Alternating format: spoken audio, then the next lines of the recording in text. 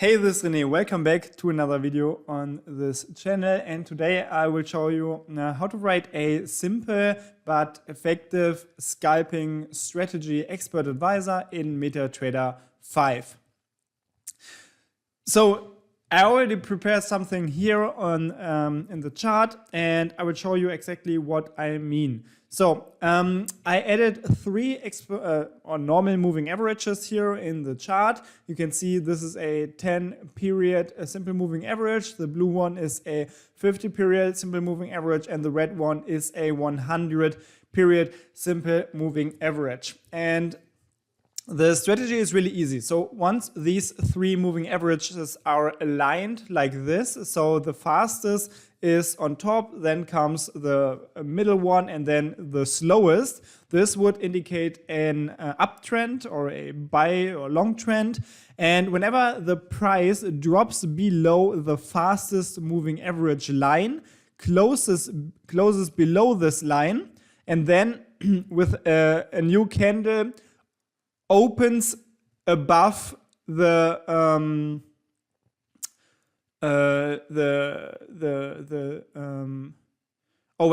so we have a close below the moving average and then a close above the moving average. So with the start of this bar, we would buy. And we put our SL, let's say, somewhere here at the 50 periods moving average, and the take profit somewhere up here. So we could have a factor for this, maybe 0.5 or 1.0. It doesn't really matter. We can make this a variable. So again, you would see this would be like the first signal. Then here we would have another signal because there is a bar closing below the fast moving average, and then we have a close above the fast moving average. So with this bar, we would enter a trade. Same here, here, and here. But I think we would design it like we only have a maximum of one open trades. And then we will wait until this trade is closed before we open more positions. So yeah, this is the general idea. And we could also increase this. Yeah, we could also like have another signal where we trade with the middle and the slowest moving average, and we say if the middle moving average is above the slow moving average, then we do the same pretty much. So if we have a close below the bar and then a new close above the middle moving average, then we enter a trade and put the stop loss at the very slowest moving average. So this is like the general idea. I will write the code together with you now. I would recommend that you type everything as I do, because this is like the best way for you to learn something. I will explain one or two things, maybe not everything, because this is a YouTube tutorial. I do not want to go too like in depth too much, but if you're interested in MetaTrader 5 programming, check out the link below this video and you will find a complete course on MetaTrader programming, which is absolutely suitable for beginners. So whenever we try or whenever we want to write a program, we will have to open the MetaQuartz language editor. So you can click on Tools and MetaQuartz language editor in your MetaTrader 5. This will open the Meta editor, which is like the tool that we use to write our programs. And on the left side, you can see the navigator with all the programs. If you do not see it, you can click on View Navigator. And there we can create a new expert advisor. So if you click on Experts and then on New in the upper left corner, Expert Advisor should be automatically pre-selected. And then you click on Next. You add a name for this. We can say Scalping Strategy or Moving Average, MA Scalping Strategy. Then you click on Next, Next, and Finish. So this will open a program for you. This is like the raw structure for a MetaTrader expert advisor. And the first lines, like these gray lines, they are just comments. They have absolutely no impact on the code and do not change the functionality. So we can just remove all of these gray lines here, and it will make our code a little bit shorter. And it's easier to have an overview, in my opinion. Also, I like to rearrange these curly brackets a little bit. So this is like the style that I use and what I'm used to.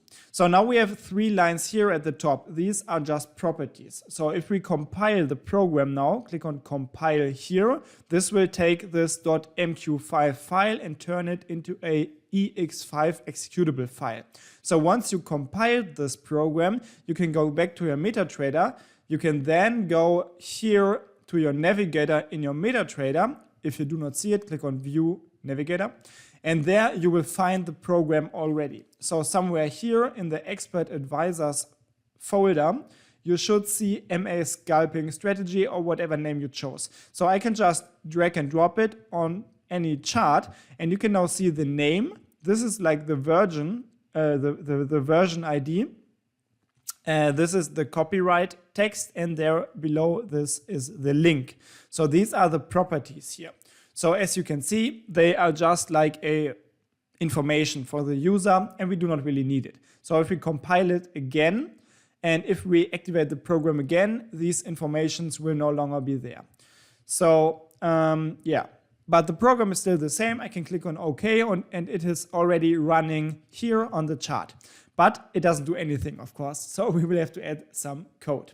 So what we have here now is we have 3 basic essential functions that any expert advisor have pretty much. This is the onTick function, we have the onDinit function, and the onInit function. I exchanged onTick and onInit. This is onInit, of course, this is onTick. And these functions are always built like we see it here. So the first word here, so this function, so let's talk about this like real quick. The first word or abbreviation is a data type. This is the return data type. So this function returns something which is a integer value, and the short form for this is int, which is just any number pretty much like this. These are all integer values. Then we have the name of the function, and we have the parameters. In this case, we do not have any parameters, but still you need to add these round brackets. And then in between of these curly brackets, you can see them highlighted here, you have the body of this function. So whenever this function is called, the body will be executed. And here we see this function returns something. We know this because of this int data type here. So we return if the initialization of the program was successful. And this onInit function is called whenever the program is executed, so if it is attached to any chart or when the time frame is changed, for example. Then we have the onDinit. The build or the structure of a function is always the same. We have the return value. Void in this case means that this function does not return anything. Then we have the name, which is onDinit, and we have the parameter. This is the reason for the deinitialization. So whenever this function is called, the MetaTrader will provide the reason for the deinitialization of the program. This might be that the MetaTrader is closed, the chart is closed, the EA is removed from the chart. There are several reasons, and the code for this reason is stored in this variable. If you're asking yourself, where are these information coming from? This is provided by the MetaTrader. So all of these 3 functions are called by the MetaTrader because they are system functions and they are in this violet color. So we know that these functions are called by the MetaTrader. So whenever any expert advisor is attached to a chart and this chart is, for example, closed, the onDinit function for this expert advisor will automatically be executed.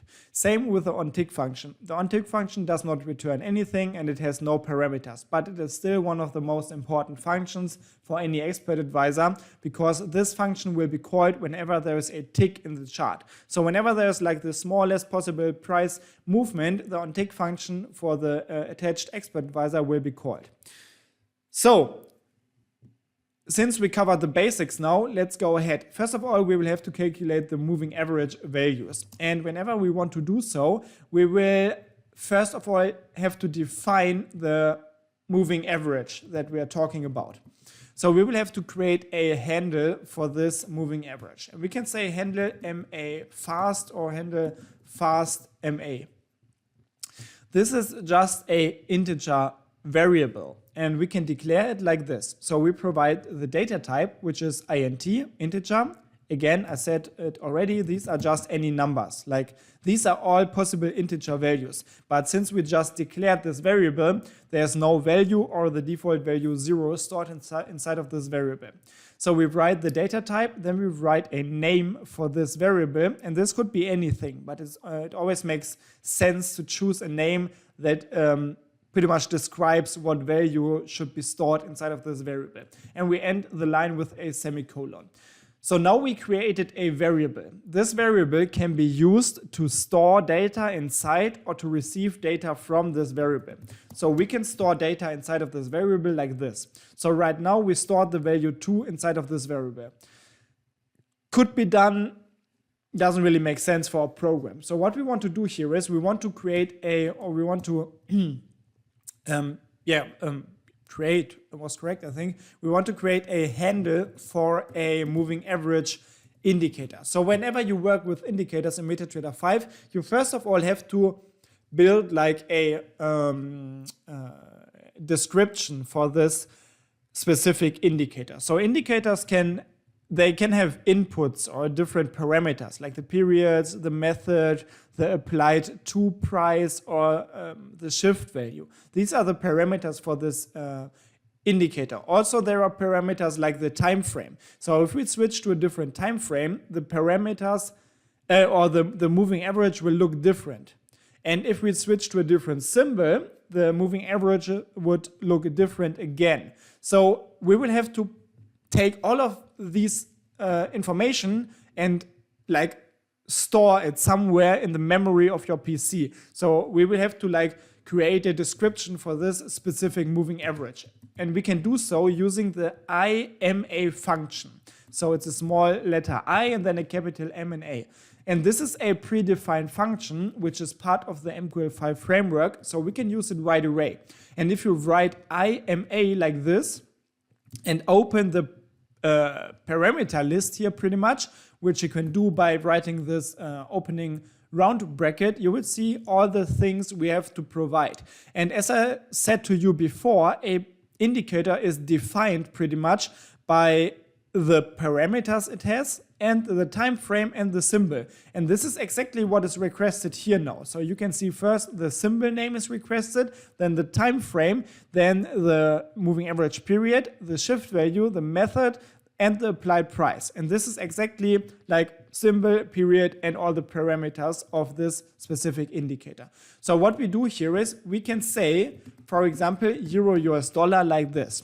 This would be like the symbol. And you always write text information in these quotation marks, so the PC knows it's a text and not a variable, for example.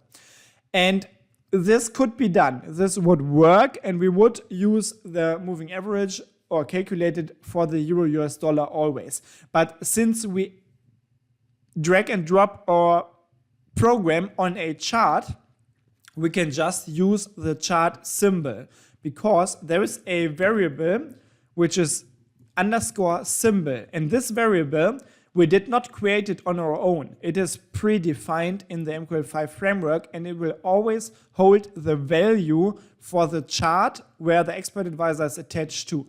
So in this case, this variable would hold the value euro US dollar as a text value. So we can just use this instead of euro US dollar, and when we then run the program on the US dollar Japanese yen chart, for example, it would also work without any problems. The next one is the time frame. And we could choose a fixed time frame like the M1 or the M5 chart, but we could also say we want period current, which is a predefined identifier, and it will always use the current chart time frame of the chart where the expert advisor is attached to. So now we would use the M1 chart, and if I change the time frame, we would automatically use the M5 chart. So this is a way of easily providing the current chart time frame. Then we have the period, the shift, the method, and the applied price. And here we just go with the values that are used for these indicators. So we have 10, Then we have the shift 0, we have mode SMA, which is the simple moving average, and we have the applied price, which is price close. If you're asking yourself, how do I know all of these identifiers here? For example, price close. This is a part of a enumeration, so this is predefined in the mql5 framework. And if you are questioning yourself, where do I find all of this information? You should have a look at the reference or the documentation. So if you move your cursor inside of this IMA name, function name, and press F1 on your keyboard, it will open the reference for you. Also, you can click on Tools and, on Help and mql5 reference, and it will open the IMA function documentation. You can also just go here on the left side, click on index and write IMA, and you will also find the function. And here you can read pretty much everything about this function. For example, you can see here all of these parameters are described, and you can see what values you can put in each of these parameters pretty much. So you can see for the symbol, you can use the name of the security you want to trade, or you could provide null, which means the current chart symbol. This is pretty much the same as writing underscore symbol. So I could also go ahead and write null. It would be like completely the same result. And then you have the period, and here you can click, for example, on this enum timeframes. It is a link, and here you can see all the possible values. Same for the MA method. Also, you can see all the values and their description here. So this is like a process you can use or follow if you want to know what parameters are possible and what they do. So now we created this, now we used this IMA function to define a specific moving average. So all of these information, they are used to define one specific moving average. And this moving average is unique pretty much. So it's like a specific moving average. And this IMA function, it returns a handle. You can read this here. And the handle is pretty much this is a concept in MetaTrader 5 programming. So a handle for a moving average means pretty much that it is just a reference to some point in the memory of your PC where this specific description for an indicator is stored.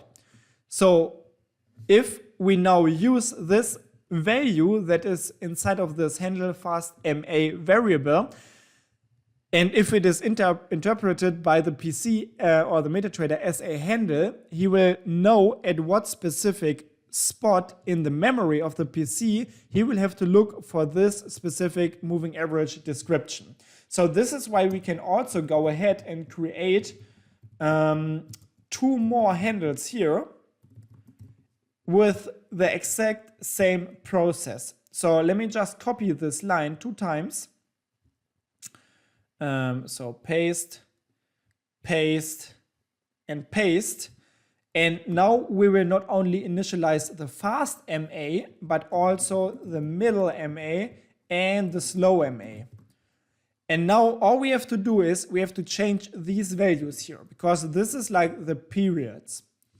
The rest can stay the same because we always want to use the simple moving average, and we want to use the close prices of the bars to calculate it. So now we have 3 handles stored in these 3 variables. And since these 3 variables are declared on a global scale, so not inside of any function, but on a global scale, we can use them in any function. So we can go all the way down here to our tick function, and we can now say we want to receive the indicator values. So now, since we have the description for these 3 specific indicators, the moving averages, we now want to receive the values for them. So we will have to store these values somewhere in some variables. So for example, we can say we want to have a value stored in this fast MA variable.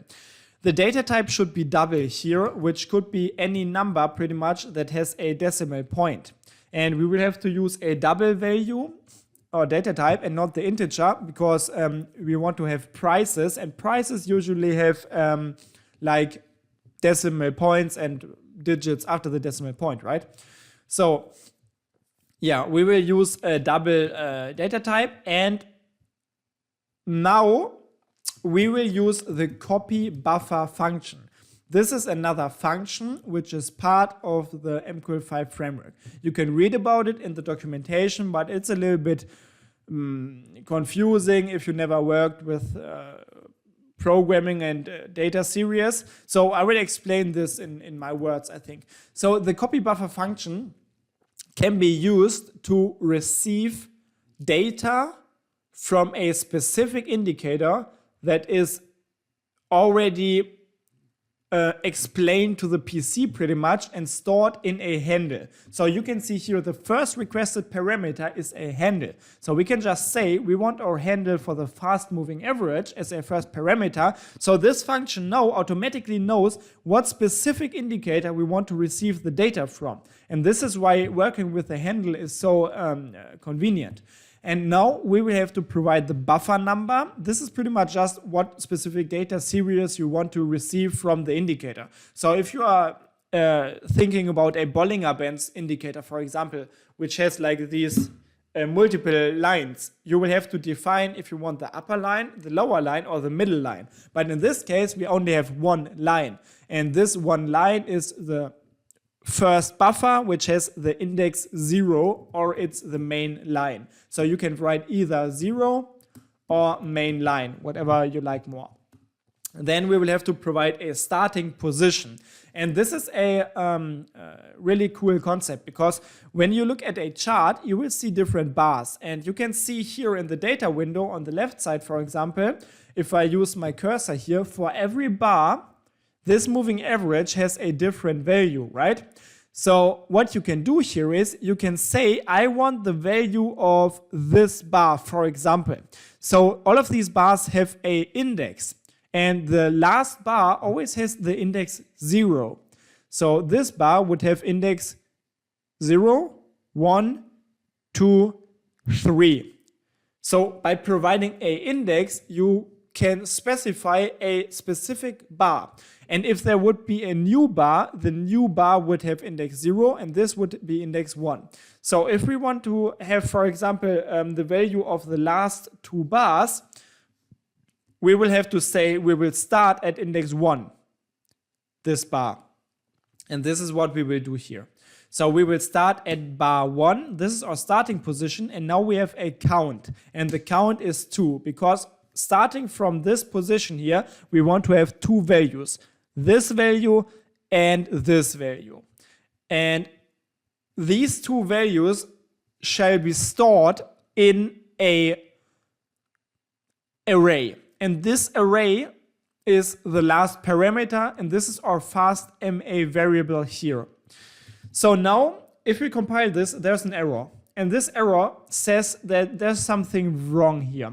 And indeed, there is something wrong, because we set here that we want two values.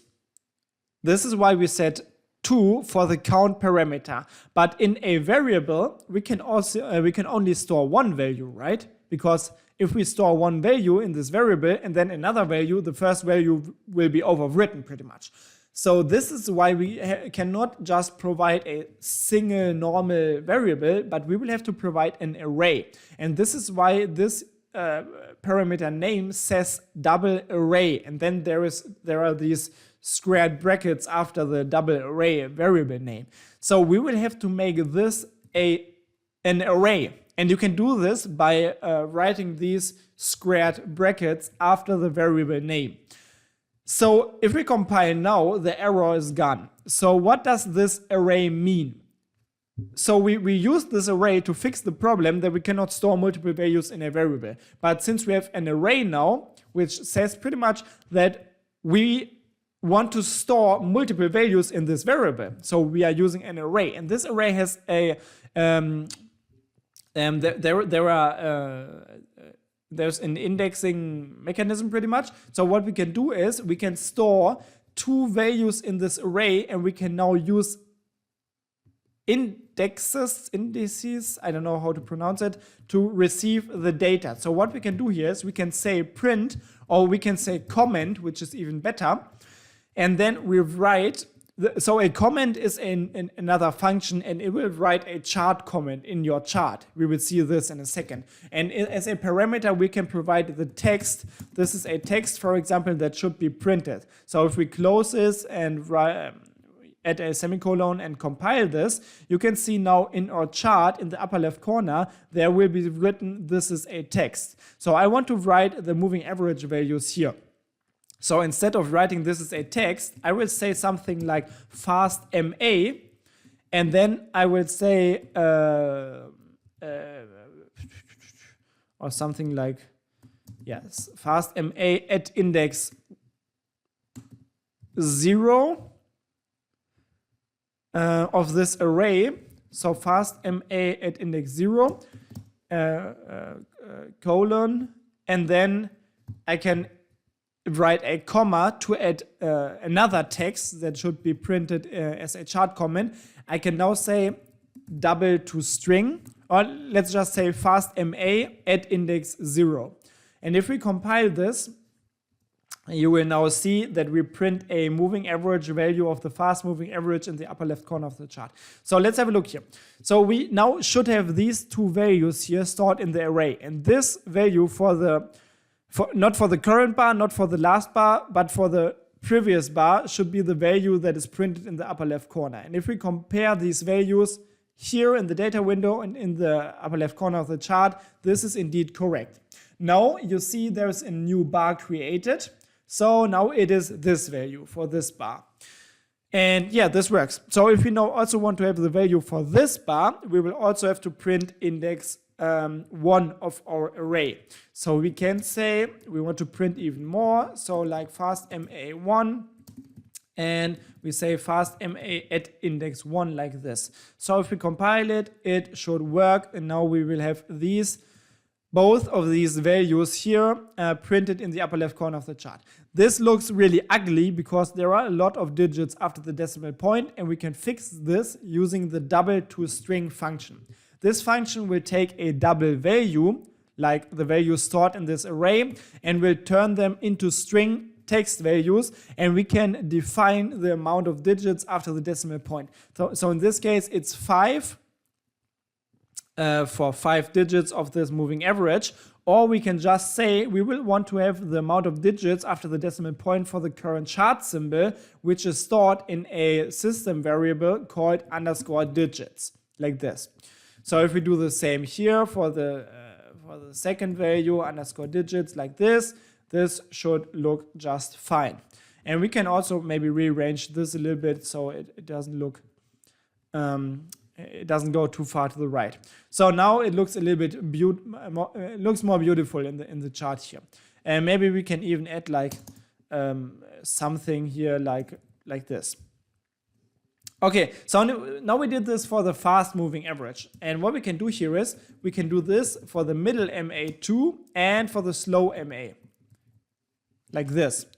So we just write the copy buffer function 3 times. Now, this is like the most important thing. We choose a different handle because this is the way of telling the PC what specific moving average we want to calculate here.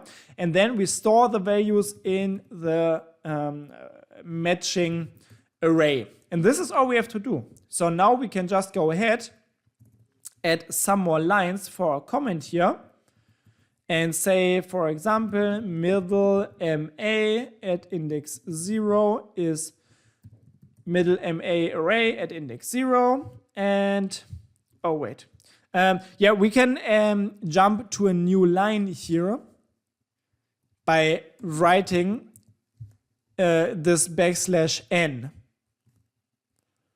And now we can also write this line one more time, middle MA. I'm just printing the values in the upper left corner of the chart. This is always a good idea, always something I like to do when I work with indicators in an EA, so I know that I didn't mess up anything and that I calculated the indicators correctly. So always print the indicator values in the chart, so you can compare it to the visual indicators that you see. So once we did this, we can compile, and we will see all of the values in the upper left corner of the chart. And yeah, I think this should be correct. I do not want to compare it, but this should work. You can compare it on your own PC. So once we did this, we can already start building like the conditions for our trade, right? So what we do here is, this is like really easy. We now have to compare the close price for the bars, for the last bar and the previous bar with the moving average values. So first of all, we will have to get the close prices. So we will need double variables for this. We can say close at index 1, for example, and we can say this will be the return value of the iClose function. This is another function which will return the close price of a specified bar in a specific chart. So we will have to provide the symbol, which is underscore symbol for the chart symbol. Then we say period current for the current chart. And then we will have to provide a index as a shift value.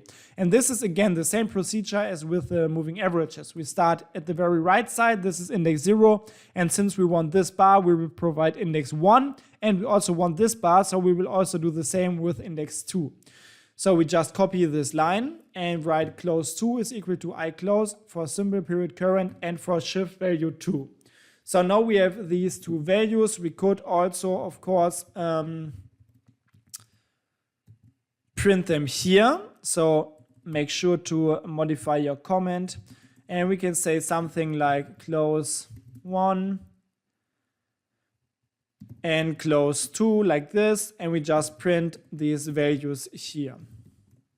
We do not need the index now because this is not an array. This is a single value variable, a normal variable where we can just store one value inside. So now we also see the close prices for the last two bars here in the chart comment. And now we can like just compare these values to figure out if we have a buy signal. And this is like really easy now. What we can do here is we can say, first of all, we want to do all of these calculations only once per bar, right? Because we do not have to do this with every single tick, like the onTick function would do naturally. So we can do something like figure out if there's a new bar in the chart. And this is that's an easy way to do this. So we create another global variable, which is named bars total, for example. And then we will say in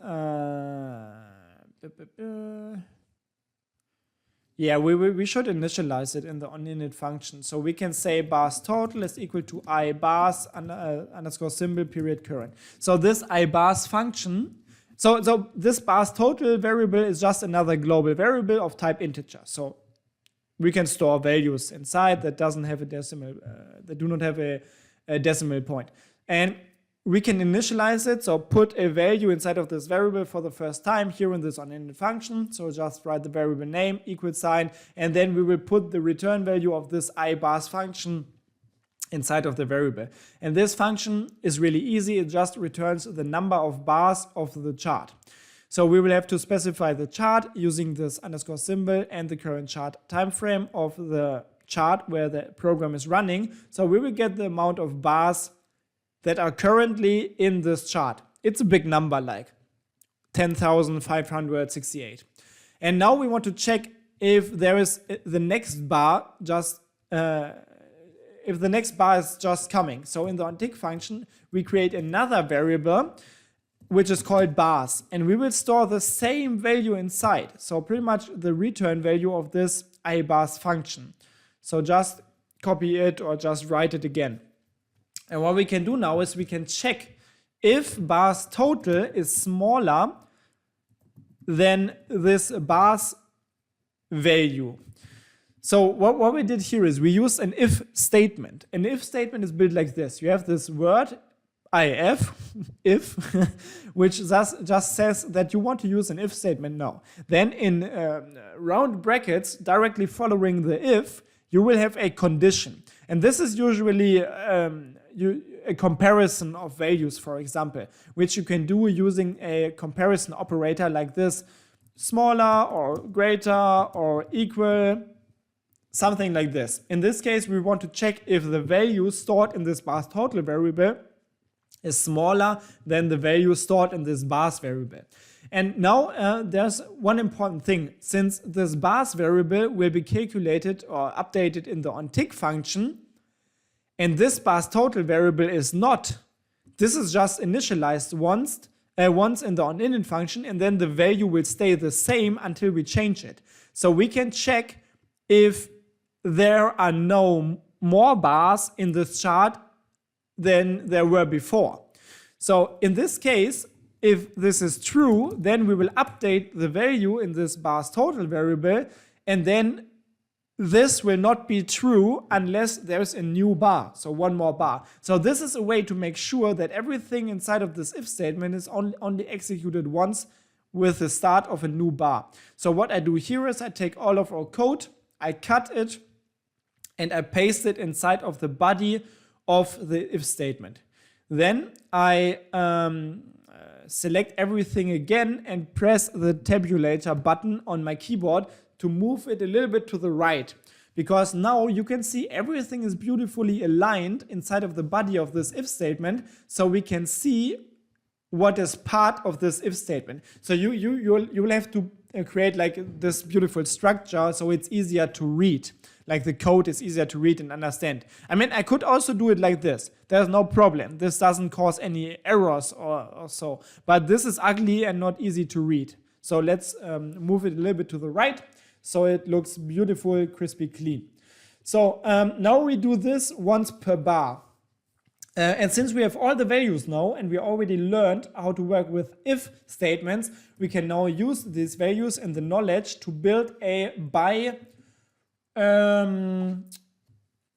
signal structure here. So what we can do here is we can check if the fast moving average value for the last bar, which is the value stored in this array at index 1, if this is greater than the middle MA at index 1, and we can combine multiple conditions using this double AND sign, and we check if the middle MA is greater than the slow MA, because this is the sign for us that we have a by trend.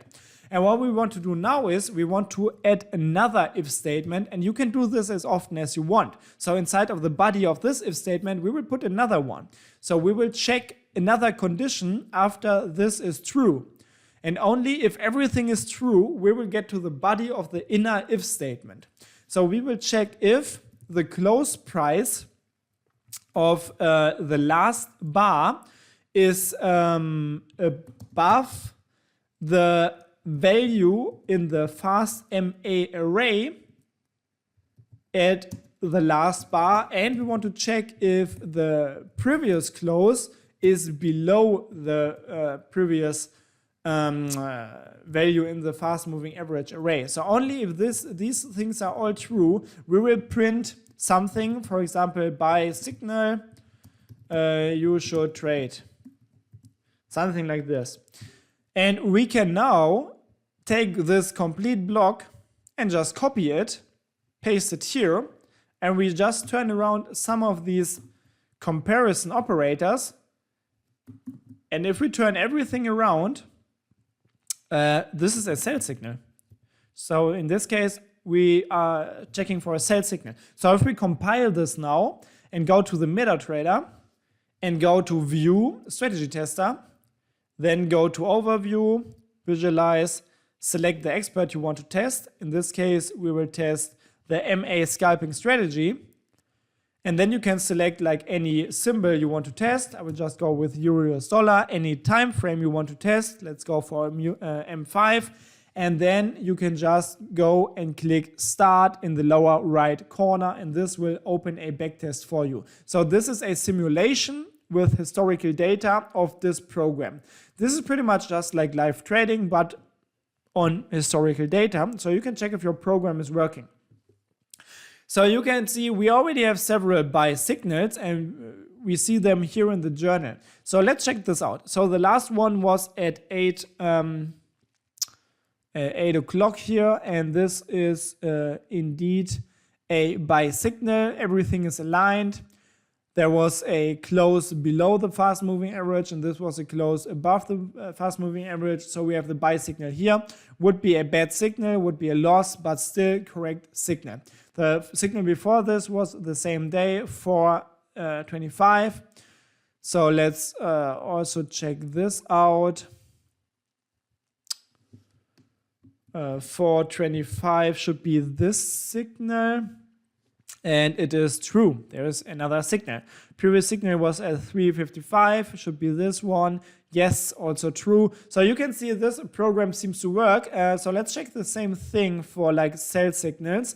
And I think there's a sell signal coming up right now. If we close below the fast moving average here, this would be a sell signal because everything is aligned. And nope. It is not giving us the sell signal information. Now there is the information, 1050. I think this is too late, isn't it? Oh, no, it's not. We did not close below the fast moving average. We just did it here. Okay, no, signal is correct. Everything is working smoothly as intended. And this sell signal would be great. I think we would hit the take profit. But since we are just writing something in the journal and not actually trading, we should fix this as a next step. So the easiest way to trade or to trade automatically in MetaTrader 5 is to use a predefined class for the position opening. And you should go to the very top of your program and write this hashtag include and then a smaller sign, then trade/trade.mqh, a greater sign, and compile. This will include an additional file to your program. And this file is a so-called class, or this file contains a class. And this is kind of complex stuff if you never had a look at programming. Again, if you want to learn like programming, like everything, like with even more explanation of the background, you should check out the link in the description and you will find the complete course. But in this case, you just have to know that you can always write this in a program that you are writing, and then you can create object variables of the class ctrade. And this is what I want to do here. So I want to write ctrade. I will give a name to this variable, which is just trade in this case. You could choose anything like dog, cat, doesn't matter. It's just a name for a variable. So this also works, as you can see here, but trade makes more sense to me. And this is now a so-called object variable. So this variable can be used to open positions. So we can go to the part of our code where we want to open a buy position. And here we now say trade, then there's a point directly following the trade, and now you can see a lot of recommended functions. And the first one is the buy function. And we can use this function and compile, and we will have to provide a parameter, which is the lot size that we want to trade. And we can say something like 0.1 lots, for example. And if we compile this, this works. Now we go to the part of the code where we want to open a sell position. So here we trade trade.sell 0.1, close the brackets and put a semicolon on compile. And if we run the exact same backtest again now in the MetaTrader 5, you can see whenever there's a buy signal, there's also a buy trade. And if there's a sell signal, there's also a sell trade. So this is like really cool, I think. Yes. So some of these trade rates would have worked, some of them wouldn't. But you can see we are trading, we're opening a lot of trades, but we're not closing these trades. So that's another thing we will have to work on. So if you can see, if you put another comma after the lot size, the volume for this buy and sell position, you can see there are some more optional parameters. and they do not have to be filled because they have default values, but we can fill them. So we can say we want to trade the current chart symbol, and now we can add a price, a stop loss, and a TP value. And this is great because these are the values that we will now provide. So what we want to do here is we want to have the price first, which is for a market buy position, usually the ask price of the current chart. So we can say symbol info double. This is a function which can give you properties of pretty much any symbol in your MetaTrader 5. You will have to provide the symbol first, which is underscore symbol, because we want to have the chart symbol in this case, and in 99% of all cases if you're working with expert advisors. And then we can say symbol underscore ask to say that we want to have the ask price stored in this variable that we just created. Now, as a next step, we will, first of all, before we do anything else, we will round the value. And you can do this by saying ask should now be equal to normalize double, ask, and then comma, underscore digits. We know this underscore digits already because we use it here. So this is just the amount of digits after the decimal point for the current chart symbol. And this normalize double function, it will round a number to a specific accuracy. So we will take our value, and if there are more than 5 digits, we will cut everything after 5 digits. So this is what the normalize double function does. And what we do next is we want to calculate the stop loss. And this is really easy because the stop loss should be the middle MA value at index 1. Again, we should round this so there are no problems with any unwanted numbers after the decimal point. And what we do next is we calculate the take profit.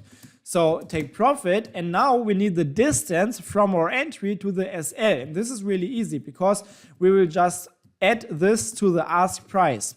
So we say ask plus ask minus SL, and now we have a TP factor, which could be something like 1.0 or 1.5 or 0.5, whatever you like. And then we should, of course, round this because with multiplications and everything, there could always be some unwanted numbers after the decimal point. Since we did all this now, we have these 3 beautiful variables that have the values, that hold the values for our entry. So this is the entry, ask. Then we have the SL, and TP. And these are just the variables that we just created. So we are providing these values to the buy function to tell this function pretty much where the SL and TP values should be. So now let's go ahead and copy this block and print it here before we open a sell position. So I want to print this here or paste it here, and now we will make some adjustments. So first of all, we do not open sell positions at the ask price, but we will use the bid price instead. You can not only change the variable name, you will also have to change like the identifier here, because this will now give us the bid price. And if I compile this, this will not work, because as you can see, ask is an undeclared identifier. This is because we changed the name of this variable. And a variable always only lives in the scope where it is created. And since this variable, or since this ask variable is created in the scope of the body of this if statement, it only lives here. If the program leaves the body of this if statement, this ask variable will always be deleted. So here, this ask variable is not known anymore because this is now called bid. So if I write bid, this is okay again because this variable is known. But still there's a problem because I use ask here and here again. So we will have to change the calculation. So we will have to write bid minus, and now we need the distance from the SL to the open price, and we multiply this with the TP multiplier. And this is it. Now we only have to add some more information for our sell function, which is the symbol, the open price, the SL, and the TP. And if we compile this, this should be working just fine. So let's run the program one more time. And we should see whenever there's a signal, you can see these trades now have a TP and a SL. And the SL for this position, for example, you can see the position is opened here because there was a close below the fast moving average.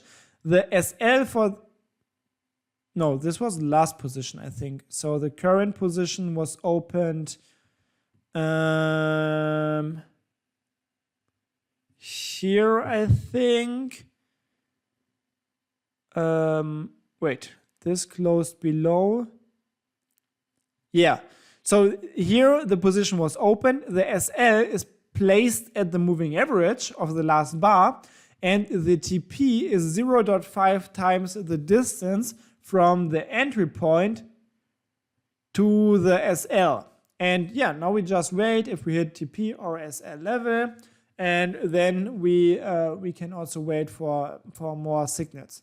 Oh, you can see there were 3 signals. Yeah, I mean it's like you will have to think or to figure out if you want to open multiple positions like here, or if you want to say like I only want one open position, and if there is one open position, I do not want to open more positions. I think both is valid. You can do everything what you want pretty much, but in this case, yeah, we open multiple positions. But of course, you can always make adjustments like this to your code if you do not want to open multiple positions like here. In this case, everything worked out and we had multiple take profits, but this could also go wrong, of course. And yeah, you can just test around with this concept, and you can see like right now we are making profit, but the equity is below the start. But yeah, you can just play around with it and check if you find some profitable settings here. There were some wins. Okay, so and whenever you want to change something on in the system, you can change, for example, this TP factor. You can say I want 1.0 instead of 0.5, and this will change the system, of course. And yeah, also if you want to have only one open position, you can say that like before you check the position opening, you can say if positions total is equal 0, like this. And then you would just have to wrap everything here inside of this if statement, like this. Do not forget this closing bracket, which is a curly bracket. And if you compile this and run the program again, we will no longer see multiple positions open at the same time, but only one position. So at this point here, for example, where we had 3 positions before, we now only see 1 position. Yeah, so you can see this is how you can make some adjustments to your program. And this is how you can write this like easy scalping strategy. Doesn't seem to work like for the first few days that I tested here, but you should test it in a longer setting, or maybe change even the stop loss or take profit calculations here. And also, I mentioned before, you could do the same thing if you hit the middle line and place the SL, for example, at the slow moving average. So this would also be a possible modification of the program. And maybe with the things you learned in this video, you can do it on your own. You can just copy this whole block pretty much, and then make some adjustments to the conditions for opening the positions, and then some adjustments especially at the SL calculation, because in this case you want the SL at the slow moving average. So yeah, this is how you can build a really easy scalping strategy, and you can use this program in any market, in any time frame, and this is because everything is so is programmed like it is. Also, you can change, of course, these values here, and it will just give you some different moving averages that you are working with. Also, if you want to learn how to make these programs safe for live trading and how to write everything that you want, check out the link in the description. You will find the complete course. You will learn a lot about MetaTrader programming. It's absolutely suitable for complete beginners. You do not need any knowledge up front, and you will learn everything like variables, data structures, operators, everything like step by step and really detailed and well explained. So I hope you liked this little programming tutorial. Let me know what you think in the comments below, as always. And in the end, nothing left to say, but thanks for watching. And I hope that you can use this and good trades for you. And I will see you next time. Until then, have a great time. Bye-bye.